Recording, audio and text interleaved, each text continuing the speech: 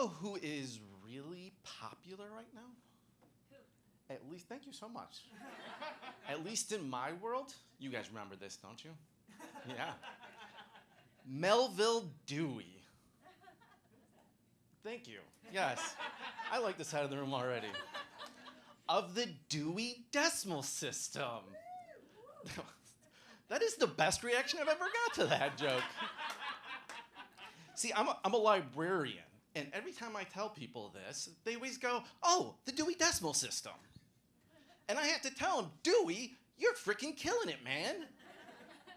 Every time I mention this, people reference you. But Dewey was a racist and a sexist. He was. You're shaking your head, you know this. Yeah, it explains why he was so good at classifying things.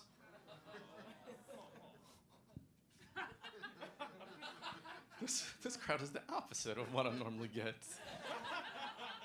This gentleman right here did not laugh at that joke last night, and he's laughing at it today. All right. But what I do as an academic librarian is I help people do research, specifically students. And so I'll give you the inside course on that of what you should use as an academic resource. Reddit. If you don't know who's saying it, you can definitely take their word for it. But people think that libraries are going to cease to exist and that librarians are no longer going to have jobs. And that's just not true. If that happened, the cardigan market would cease to exist. It goes to the airlines, banks, the cardigan market. It's just too big. Libraries are a strange place, though. I was once asked in a job interview, are you going to shoot the place up? Yeah, thank you.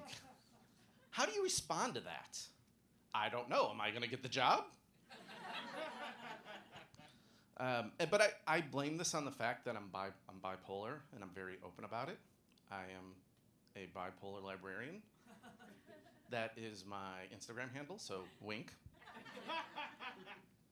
But it bothers me because I think people see, psychologically speaking, Ted Bundy when I tell them I have it. When I'm more like an unmarried Al Bundy. And I stress psychologically because some people find Ted Bundy sexy. And that's not me. I'm not the sexy librarian. But I'm probably not ugly either. Like if my looks were the afterlife, they'd be purgatory. By the way, Paul was right. Are you Ellison? Yes, when I said I wasn't ugly, you shook your head. Thank you so much. That did so much for my self-esteem. But so I don't have time for stigmas because I have depression from the bipolar. So it does things to me like I spend a lot of time on the couch, eating ice cream, watching way too much Hallmark Channel. But Ben and Jerry could help me out by making an ice cream treat called Help Me Zoloft the Couch. And I don't want to hear any groans on that because they have Cherry Garcia. So, but it does make my decision making sometimes rough because there's certain things I want to do. Like I would love to get a tattoo. And that would go something like this. Oh yeah, that's beautiful. That is just gorgeous. Great work. Thank you so much. Hey, got a question for you. Do you know where I can go get this removed? It's not you. It's me. Finally, I'm going to leave you with this.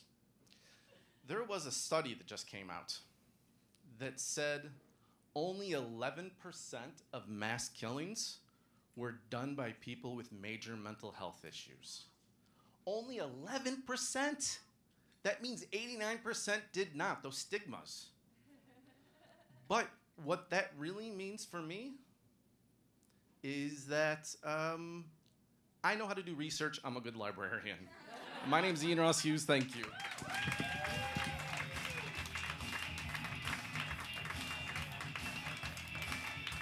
Give it up for